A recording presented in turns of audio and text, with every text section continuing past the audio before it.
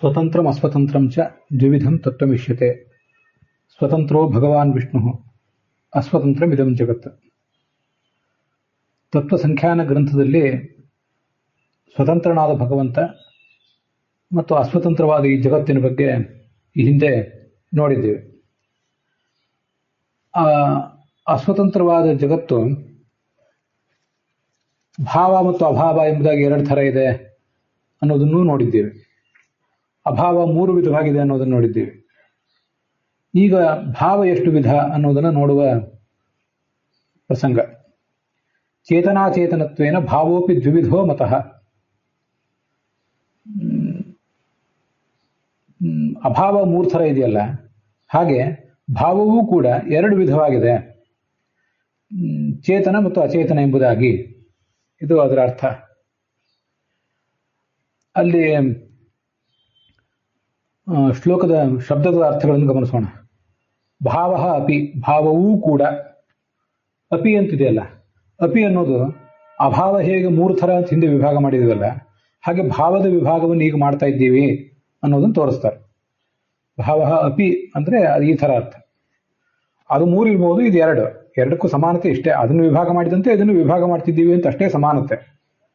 ಅದಕ್ಕೆ 3 ಇದ್ರೆ ಇದಕ್ಕೆ 2. ಭಾವ ಅಪಿ, ಭಾವವೂ ಕೂಡ.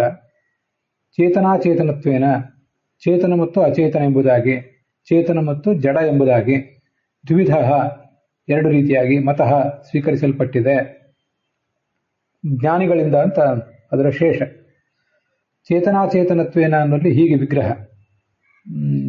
ಚೇತನಾಶ್ಚ ಅಚೇತನಾಶ್ಚ ಚೇತನಾಚೇತನಾಃ.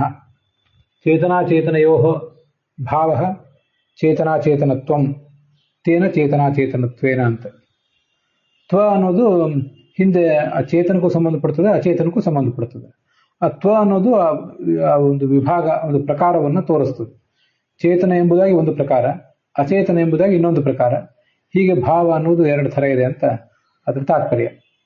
ಚೇತನ ಅಂದ್ರೆ ಯಾವುದಕ್ಕೆ ಜ್ಞಾನ ಇದೆಯೋ ಅದು ಚೇತನ ಅಂತ ಹೀಗದರ ಅರ್ಥ. ಈ ಆತ್ಮ, ಜೀವಾತ್ಮ ಏನಿದ್ದಾನೆ, ಅಥವಾ ಲಕ್ಷ್ಮೀದೇವಿ ಮೊದಲಾದದ್ದೇನಿದ್ದಾರೆ, ಇವರೆಲ್ಲರೂ ಕೂಡ ಚೇತನರೇ. ಇವರೆಲ್ಲರನ್ನು ಇಲ್ಲಿ ಚೇತನ ಎಂದ ಶಬ್ದದಿಂದ ಹೇಳ್ತಿದ್ದಾರೆ. ಭಗವಂತನೂ ಚೇತನನೇ. ಅವನು ಚೇತನ, ನಿತ್ಯೋ ನಿತ್ಯಾನಾಂ ಚೇತನಶ್ಚೇತನಾನಾಂ. ಅಸ್ವತಂತ್ರ ಜಗತ್ತಿನ ವಿಭಾಗ ಈಗ ನಾವು ನೋಡ್ತಿರೋದು. ವಸ್ತುತಃ ಚೇತಯತೀತಿ ಚೇತನಃ, ಜ್ಞಾನವುಳ್ಳವನು, ಸ್ವತಂತ್ರವಾಗಿ ಜ್ಞಾನವನ್ನು ಹೊಂದಿದವನು ಭಗವಂತ ಮಾತ್ರ. ಆ ಭಗವಂತ ತಾನು ಈ ರಮಾ ಮೊದಲಾದ ಈ ಜಗತ್ತೇನಿದೆ, ಈ ಜಗತ್ತಿಗೆ ಚೈತನ್ಯ ಕೊಡ್ತಾನಷ್ಟೆ. ಅದನ್ನೇ ಮುಂದೆ ದುಃಖ ಸ್ಪೃಷ್ಟಂ ತದಸ್ಪೃಷ್ಟಂ ಇತಿ ದ್ವೇಧೈವ ಚೇತನಂ ಅಂತ ಮುಂದೆ ಹೇಳ್ತಾರೆ. ಆವಾಗ ಅದು ನಾವು ನೋಡ್ತೀವಿ.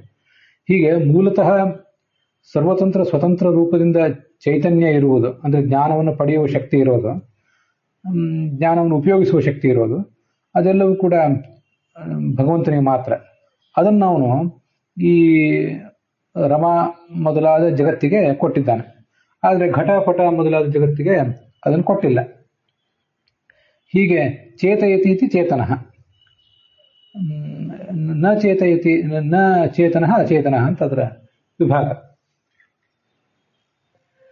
ಆ ದ್ವಿವಿಧ ಅನ್ನೋದಕ್ಕೆ ಹೀಗೆ ವಿಗ್ರಹ. ನನಗೆ ವಿಧ ಶಬ್ದದ ಲಿಂಗ ಈಗ ನೆನಪಿಗೆ ಬರ್ತಿಲ್ಲ, ಅದನ್ನ ಆಮೇಲೆ ನೀವು ನೋಡ್ಕೊಳ್ರಿ. ದ್ವೇ ವಿಧೇ ಯಸ್ಯ ಸಹ ದ್ವಿವಿಧ, ಅಥವಾ ದ್ವೌ ವಿಧೌ ಯಸ್ಯ ಸಹ ದ್ವಿವಿಧ. ಪ್ರಾಯ ಸ್ತ್ರೀಲಿಂಗವೇ. ಅದನ್ನ ನೀವು ಕೇಳಿದವರು ನೀವೇ ಲಿಂಗ ನೋಡ್ಕೊಳ್ರಿ. ಪರಮಾತ್ಮನನ್ನ ಪರಮಚೇತನ ಅಂತ ನಾವು ಹೇಳಿದ್ವಿ. ಈ ರಮಾ ಮೊದಲಾದ ಜಗತ್ತೇನಿದೆ ಅದು ಸಾತ್ವಿಕರು, ರಾಜಸರು, ತಾಮಸರು ಎಲ್ಲರೂ ಕೂಡ ಚೇತನರು ಅಂತ ನಾವು ಹೇಳಿದ್ವಿ. ಜ್ಞಾನವುಳ್ಳ ವಸ್ತು ಚೇತನ. ಜ್ಞಾನವುಳ್ಳ ವಸ್ತು ಚೇತನ ಅಂತ ಹೇಳಿದಾಗ, ಜ್ಞಾನ ಅಂತನ್ನುವುದು ಇದಕ್ಕೆ ಈ ರಮಾ ಮೊದಲಾದ ಜಗತ್ತಿಗೂ ಕೂಡ ಜ್ಞಾನ ಬಂದಿರುವುದು ಭಗವಂತನಿಂದಲೇ. ಮೂಲತಃ ಸರ್ವತಂತ್ರ ಸ್ವತಂತ್ರ ರೂಪದಿಂದ ಜ್ಞಾನ ಇರುವುದು ಭಗವಂತನಿಗೆ ಮಾತ್ರ. ಆದ್ರಿಂದ ಅವನೊಬ್ಬನೇ ಚೇತನ. ಆದರೆ ಅವನು ಜ್ಞಾನವನ್ನು ಕೊಟ್ಟಿದ್ದಾನಾದ್ರಿಂದ ರಮಾ ಮೊದಲಾದ ಜಗತ್ತಿಗೂ ಕೂಡ ನಾವು ಜ್ಞಾನ ಉಳ್ಳದ್ದಾದ್ರಿಂದ ಚೇತನ ಅಂತ ಹೇಳ್ತೀವಿ. ಇಲ್ಲಿ ಯಾರಿಗಾದ್ರೂ ಒಂದು ಪ್ರಶ್ನೆ ಬರಬಹುದು, ಜ್ಞಾನ ಉಳ್ಳದ್ದು ಚೇತನ ಅಂತ ಹೇಳೋದಾದ್ರೆ ಹಾಗಾದ್ರೆ ಆರ್ಟಿಫಿಷಿಯಲ್ ಇಂಟೆಲಿಜೆನ್ಸ್, ಕೃತಕ ಬುದ್ಧಿಮತ್ತೆ ಎಲ್ಲಿ ಯಾರಿಗಾದ್ರೂ ಕೊಟ್ಟಿದ್ದಿದ್ರೆ ಮತ್ತೆ ಅದನ್ನು ಚೇತನ ಅಂತ ಹೇಳ್ಬಹುದಾ ಹೇಗೆ ಅಂತ ಹೇಳಿ. ಒಂದು ಯಾವುದೋ ಯಂತ್ರಕ್ಕೋ ಮತ್ತೊಂದು ಯಾವುದೋ ತಂತ್ರಾಂಶಕ್ಕೋ ನಾವು ಕೃತಕ ಬುದ್ಧಿಮತ್ತೆಯನ್ನು ನಾವ್ಯಾರು ಕೊಟ್ರೆ ಅದನ್ನು ಚೇತನ ಅಂತ ಹೇಳಬಹುದಾ ಅಂತ ಒಂದು ಪ್ರಶ್ನೆ ಬರ್ತದೆ. ಅದಕ್ಕೆ ನಂದೊಂದು ಹೀಗೆ ಉತ್ತರ ಇದೆ. ಚೇತನ ಅಂದರೆ ಬರೇ ಜ್ಞಾನ ಉಳ್ಳದ್ದು ಅಂತ ಇಷ್ಟೇ ಅರ್ಥ ಅಲ್ಲ. ಹಾಗೆ ಅರ್ಥ ಮಾಡ್ಕೊಂಡಾಗ ನೀವು ಪ್ರಶ್ನೆ ಕೇಳಿದ ಸರಿ ಇದೆ. ಪರಮಾತ್ಮ ಪರಮಚೇತನ, ನಾವು ರಮಾ ಮೊದಲಾದ ಜಗತ್ತೆಲ್ಲವೂ ಚೇತನ. ಆರ್ಟಿಫಿಷಿಯಲ್ ಇಂಟೆಲಿಜೆನ್ಸ್ ಯಾವುದಕ್ಕೆ ಇದೆ ಅದನ್ನು ಕೂಡ ಚೇತನ ಅಂತ ಹೇಳೋ ಪ್ರಸಂಗ ಬರಬಹುದು ಅಂತ ನೀವು ಹೇಳೋದು ಸರಿ. ಆದರೆ ಈಗಿನ ಕಾಲಕ್ಕೆ ಅಪ್ಡೇಟೆಡ್ ಆಗಿ ನಾವು ಚೇತನದ ಲಕ್ಷಣವನ್ನು ಹೇಳೋದಾದ್ರೆ ಬರೇ ಜ್ಞಾನವನ್ನು ಹೊಂದಿರುವಿಕೆ ಅಂತ ಅರ್ಥ ಅಲ್ಲ. ಜ್ಞಾನವನ್ನು ಹೊಂದಿ ಆ ಮೂಲಕ ಸಾಧನೆ ಮಾಡಿ ಮುಕ್ತಿಯನ್ನು ಪಡೆಯುವಂಥದ್ದು, ಸಾತ್ವಿಕರಾಗಿ ಮುಕ್ತಿಯನ್ನು ಪಡೆಯುವಂಥದ್ದು, ಅಥವಾ ಜ್ಞಾನವನ್ನು ಉಪಯೋಗ ಮಾಡಿಕೊಂಡು ಭಗವಂತನನ್ನ ಭಾಗವತನನ್ನ ದ್ವೇಷಿಸಿ ದುರ್ಗತಿಯನ್ನು ಪಡೆಯುವಂಥವ್ರು, ಅಥವಾ ಜ್ಞಾನವನ್ನ ಬರೇ ಭೋಗ ಈ ಜಗತ್ತಿನಲ್ಲಿ ಮತ್ತೇನು ಉಪಯೋಗ ಮಾಡಿ ಸಂಸಾರದಲ್ಲೇ ಮುಂದುವರಿಲಿಕ್ಕೆ ಉಪಯೋಗ ಮಾಡುವಂತಹ ನಿತ್ಯ ಸಂಸಾರಿಗಳು. ಈ ಮೂರನ್ನು ಕೂಡ ಒಂದು ಜ್ಞಾನವನ್ನು ಉಪಯೋಗ ಮಾಡಿಕೊಂಡು ಯಾವ್ದಾದ್ರು ಒಂದು ಗತಿಯನ್ನು ತಲುಪುವವರನ್ನ ಚೇತನ ಅಂತ ಅನ್ಬೇಕು. ಆ ಥರದ ಚೈತನ್ಯ ಅನ್ನೋದು ಆರ್ಟಿಫಿಷಿಯಲ್ ಇಂಟೆಲಿಜೆನ್ಸ್ ನೀವು ಯಾರಿಗಾರು ಕೊಟ್ರೆ ಅದು ಈ ತಂತ್ರಾಂಶಕ್ಕಾಗಲಿ ಯಂತ್ರಕ್ಕಾಗಲಿ ಬರೋದಿಲ್ಲ. ಅವುಗಳು ಯಾವುದೇ ಗತಿಯನ್ನು ತಲುಪೋದಿಲ್ಲ, ಅವು ನಷ್ಟ ಆಗಿ ಹೋಗ್ತವೆ. ಇದನ್ನು ಗಮನಿಸ್ಬೇಕು ನಾವು.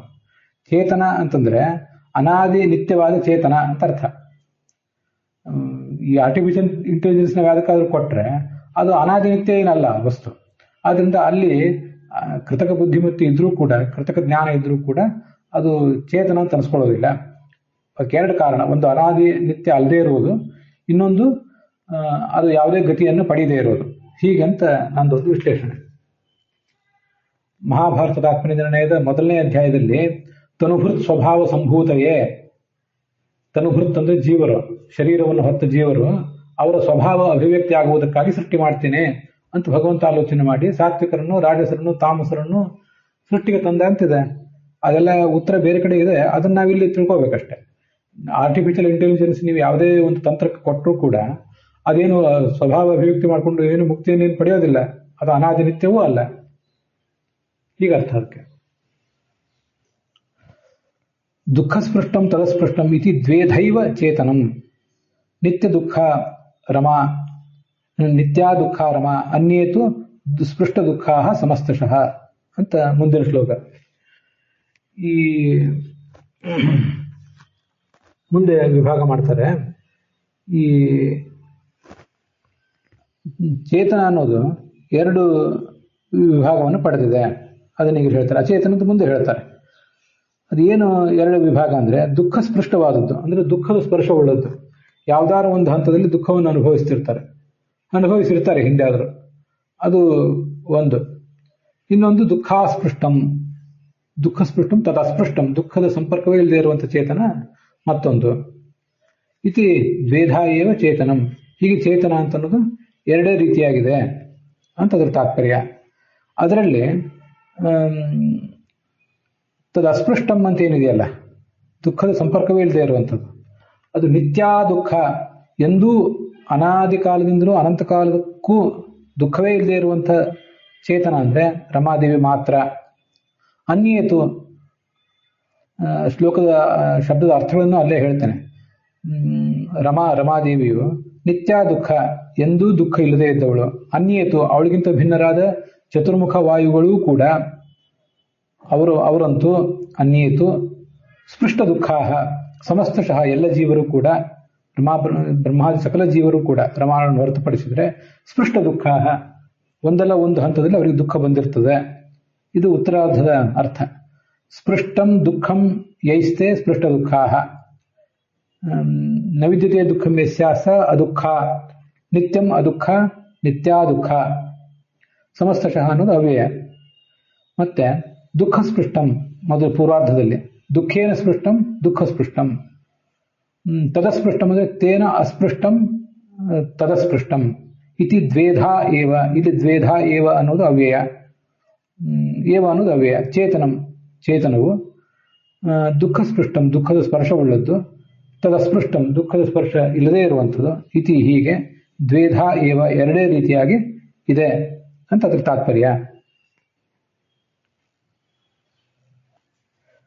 ಈ ದುಃಖ ಸ್ಪರ್ಶ ಇಲ್ಲದೆ ಇರುವ ಚೇತನ ಯಾರು, ದುಃಖ ಸ್ಪರ್ಶ ಇರುವ ಚೇತನ ಯಾರು ಅನ್ನೋದ್ರ ಬಗ್ಗೆ ಇಲ್ಲಿ ಕೆಲವು ಟೀಕಾದಲ್ಲಿರುವ ವಿಷಯಗಳಿವೆ. ಇವು ತುಂಬಾ ಸರಳವಾಗಿವೆ, ಅದರಿಂದ ಅದನ್ನು ಹೇಳ್ತೇನೆ. ಈ ಮಾಯಾವಾದದ ಪ್ರಕಾರ ಇಡೀ ಜಗತ್ತೇ ಮಿಥ್ಯಾ ಆದ್ದರಿಂದ ದುಃಖವೂ ಮಿಥ್ಯಾನೆ. ಆದ್ರಿಂದ ದುಃಖ ಮಿಥ್ಯಾ ಆದ್ರಿಂದ ಫಂಡಮೆಂಟಲಿ ಪಾರಮಾರ್ಥಿಕವಾಗಿ ದುಃಖ ಸ್ಪೃಷ್ಟವಾದ ಚೇತನವೇ ಅವರಲ್ಲಿಲ್ಲ, ಯಾರಿಗೂ ದುಃಖವೇ ಇಲ್ಲ. ಯಾಕಂದ್ರೆ ಎಲ್ಲ ಜೀವರು ಬ್ರಹ್ಮರೇ. ದುಃಖವೂ ಮಿಥ್ಯ. ಅಲ್ಲಿ ಇನ್ನೊಂದು ಅಂಶ ನಾವು ತಗೋಬೇಕು, ಪರಮಾತ್ಮನೇ ಜೀವನಾಗಿರೋದ್ರಿಂದ ದುಃಖ ಸ್ಪೃಷ್ಟವಾದ ಚೇತನವೇ ಇಲ್ಲ ಅವರಲ್ಲಿ. ಇದು ಅವ್ರ ಮತದ್ದಾಯಿತು. ತಾರ್ಕಿಕರ ಮತದಲ್ಲಿ ಎಲ್ಲಾ ಪರತಂತ್ರ ಚೇತನರು ಕೂಡ ಭಗವಂತ ಸ್ವತಂತ್ರ, ಅವನೊಬ್ಬನ್ ಬಿಟ್ಟರೆ ಎಲ್ಲಾ ಪರತಂತ್ರ ಚೇತನರಿಗೂ ದುಃಖದ ಸಂಬಂಧ ಇದ್ದೇ ಇದೆ. ಆದ್ರೆ ನಮ್ಮಲ್ಲಿ ಲಕ್ಷ್ಮೀ ಪರತಂತ್ರ ಚೇತನ ಆದ್ರೂ ಕೂಡ ಅವಳಿಗೆ ದುಃಖ ಸಂಬಂಧ ಇಲ್ಲ. ಇದು ತಾರ್ಕಿಕರಿಗೂ ನಮಗೂ ಇರುವ ವ್ಯತ್ಯಾಸ. ಇವೆರಡೂ ಮತಗಳನ್ನು ನಿವಾರಣೆ ಮಾಡಲಿಕ್ಕೋಸ್ಕರ ದ್ವೇದೈವ ಅಂತ ಎರಡು ಥರ ಮಾತ್ರ ಅಂತ ಆಚಾರ ಪ್ರಯೋಗ ಮಾಡಿದ್ದಾರೆ. ಪರತಂತ್ರ ಚೇತನರಲ್ಲಿ ಇವೆರಡು ವಿಭಾಗ ಇದ್ದೇ ಇದೆ. ದುಃಖ ಸುಳ್ಳು ಅಂತ ಅನ್ಬೇಡಿ, ದುಃಖವೂ ಸತ್ಯವೇ, ಸಂಸಾರವೂ ಸತ್ಯವೇ. ಇದನ್ನೆಲ್ಲ ಅನುವ್ಯಾಖ್ಯಾನದಲ್ಲಿ ಮುಂದೆ ಹೆಚ್ಚು ವಿವರವಾಗಿ ಹೇಳಿದ್ದಾರೆ, ಬಂಧ ಮಿಥ್ಯಾತ್ವವಾದ ಅಂತೇಳಿ. ಅದರಿಂದ ದುಃಖ ಅನ್ನೋದು ಸತ್ಯ, ದುಃಖ ಸ್ಪಷ್ಟವಾದ ಚೇತನ ಇರುವುದೂ ಹೌದು, ದುಃಖದ ಪರಿಹಾರಕ್ಕಾಗಿ ಅವರು ಪ್ರಯತ್ನ ಪಟ್ಟು ಸಾಧನೆ ಮಾಡಿ ಮುಕ್ತಿಯನ್ನು ಪಡಿಬೇಕು ಅನ್ನೋದು ಹೌದು. ಆಮೇಲೆ ಲಕ್ಷ್ಮೀದೇವಿ ಪರತಂತ್ರ ಚೇತನ ಆದರೂ ಕೂಡ ಅವಳಿಗೆ ಈ ದುಃಖ ಇಲ್ಲ, ದುಃಖ ಸ್ಪೃಷ್ಟವಳಲ್ಲ ಅಂತ ಹೀಗದರ ತಾತ್ಪರ್ಯ. ನಿರ್ದುಃಖೋ ಹಿ ಹರಿರ್ ನಿತ್ಯಂ ಶ್ರೀಶ್ಚ ಅನ್ಯೇ ದುಃಖ ಭಾಗಿನ ಅಂತ ನಮ್ಮಲ್ಲಿ ಯಾವುದೋ ಗ್ರಂಥದಲ್ಲಿ ಹೇಳಿದ ಒಂದು ಆಗಮ ಇದೆ. ನಿತ್ಯಂ ಯಾವಾಗಲೂ ಹರಿ ಭಗವಂತ ನಿರ್ದುಃಖನಾಗಿರ್ತಾನೆ, ಶ್ರೀಶ್ಚ ಲಕ್ಷ್ಮೀದೇವಿಯೂ ನಿರ್ದುಃಖಳಾಗಿರ್ತಾಳೆ, ಅನ್ಯ ಉಳಿದವರೆಲ್ಲರೂ ಕೂಡ ದುಃಖಭಾಗಿಗಳು ಆಗೇ ಆಗ್ತಾರೆ ಅಂತ ಅದರ ಅಭಿಪ್ರಾಯ ಇದೆ. ಭಗವಂತ ಸ್ವತಂತ್ರ ಆದ್ರಿಂದ ಅವನಿಗೆ ಎಂದೂ ದುಃಖ ಇರ್ಲಿಕ್ಕೆ ಸಾಧ್ಯ ಇಲ್ಲ. ಇದು ಆದ್ರಿಂದ ಅವನಿಗೆ ದುಃಖ ಇಲ್ಲ, ಸುಖ ಮಾತ್ರ ಇದೆ ಅಂತ ಹೀಗೆ ಗೊತ್ತಾಗ್ತದೆ. ರಾಮಾನುಜ ಮತದಲ್ಲಿ ಗರುಡ, ಶೇಷ, ವಿಶ್ವಕ್ಸೇನ ಮೊದಲಾದ ಜೀವರು ದುಃಖ ಅಸ್ಪೃಷ್ಟರು ಅಂತ ಹೇಳ್ತಾರೆ. ಕೆಲವರು ಅಂತ ಅಲ್ಲಿ ಬಂದಿದೆ, ಪ್ರಾಯ ರಾಮಾನುಜ ಮತದ್ದೇ. ಹೀಗೆ ನಮಗೂ ಅವರಿಗೂ ಸ್ವಲ್ಪ ಭಿನ್ನಾಭಿಪ್ರಾಯ ಇದೆ. ಆದರೆ ಅದನ್ನು ನಾವು ಒಪ್ಪಿಲ್ಲ. ಗರುಡ, ಶೇಷ, ರುದ್ರಾದಿಗಳೆಲ್ಲರೂ ಜೀವರು. ಜೀವ ಅಂತಂದ್ರೆ ಸಂಸಾರದಲ್ಲಿದ್ದು ಸಂಸಾರವನ್ನು ದಾಟಿ ಮುಂದೆ ಹೋಗಬೇಕಾದ ವ್ಯಕ್ತಿಗೆ ಜೀವ ಅಂತಾರೆ. ಲಕ್ಷ್ಮೀದೇವಿ ಆ ದೃಷ್ಟಿಯಿಂದ ಜೀವ ಅಲ್ಲ, ಸಂಸಾರದಲ್ಲಿದ್ದು ಅವಳನ್ನು ದಾಟುವವಳಲ್ಲ ಅವಳು. ಈ ಗರುಡ, ಶೇಷ, ರುದ್ರ, ವಿಶ್ವಕ್ಸೇನ ಮೊದಲಾದವರು ಕೂಡ ಸಂಸಾರದಲ್ಲಿದ್ದು ದಾಟಬೇಕಾದವರೇ. ಅವರು ಎಲ್ಲರೂ ಕೂಡ ದುಃಖ ಸ್ಪೃಷ್ಟರೇ. ಅದರಿಂದ ಅದು ಕೂಡ ನಮ್ಮ ದೃಷ್ಟಿಯಿಂದ ಸರಿಯಲ್ಲ ಅಂತ ಅಭಿಪ್ರಾಯ. ಈ ಪಾಠದ ನಡುವೆ ನಾನು ಬೇರೆ ಬೇರೆ ಪೇಜ್ ನಂಬರ್ಗಳನ್ನು ಹೇಳ್ತಿರ್ತೇನೆ. ಇದೆಲ್ಲವೂ ಕೂಡ ಪೂರ್ಣಪ್ರಜ್ಞ ವಿದ್ಯಾಪೀಠದ ವಿದ್ವಾಂಸರು, ಇದು ಅಖಿಲ ಭಾರತ ಮಹಾತ್ಮ ಮಹಾಮಂಡಲದಿಂದ ಪ್ರಕಟಿತ ಆಗಿರುವ ದಶಪ್ರಕರಣಗಳು ಅಂತ ಕನ್ನಡ ಅನುವಾದದ ಪುಸ್ತಕ. ಅಲ್ಲಿಂದ ಪೇಜ್ ನಂಬರ್ಗಳನ್ನು ಹೇಳ್ತಿರ್ತೇನೆ. ಶ್ರೋತೃಗಳು ಅದನ್ನು ಉಪಯೋಗ ಮಾಡಿಕೊಂಡು ಅದನ್ನು ನೋಡಬಹುದು. ಅಲ್ಲಿಗೆ ಇವತ್ತಿನ ಈ ಭಾಗ ಸಮಾಪ್ತ ಆಗಿದೆ.